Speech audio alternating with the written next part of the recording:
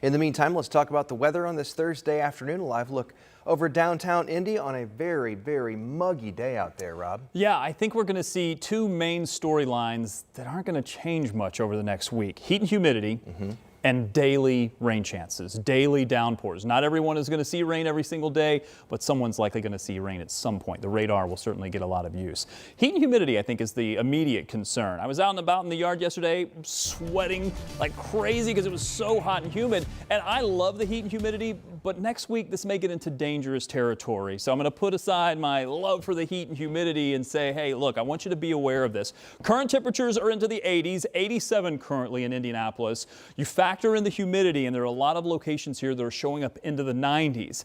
I think once we look to about a week away, maybe 5 days or so from now, I think we could be looking at triple-digit readings for our heat index values, and your body just can't cool off as easily when there's that much humidity and that much heat in the atmosphere. So you need to make sure you're taking it easy. Radar for now is relatively quiet. We have been watching some showers and storms that popped up farther to the south, but overall, I think that this will become a little bit more active as we get over maybe the next 3 hours or so, especially south of Indy. Angela will be watching the radar for us, make sure that things are popping up and not becoming severe. We're not anticipating that. Here's the first pattern that we're in right now. Heat and humidity are with us. Temperatures into the 80s. It's going to stay humid. But if you just nudge these values up another 5 degrees or so, it doesn't take very much to put us in that dangerous category where the heat index values are going to surpass 100, where it becomes dangerous when you're outside and overexerting yourself. The body just can't cool off. And the long-term forecast here, the outlook, once we look out past about day 7 or so, is for most of the country to be dealing with warmer than average values. Factor in with that, it's going to stay humid, so daily we're going to be looking at shower chances. Here's what I was talking about, maybe forming a little farther to the south later this evening.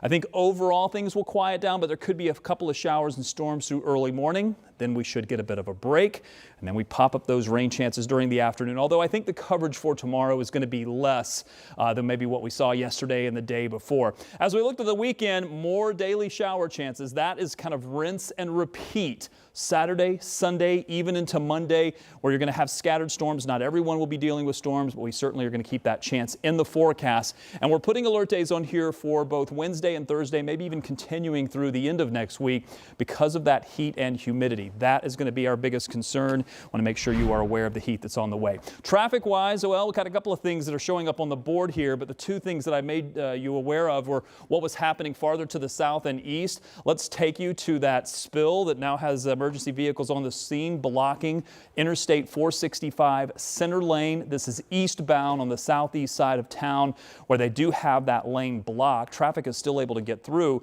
but this is an area that sees a lot of traffic approaching Interstate 74.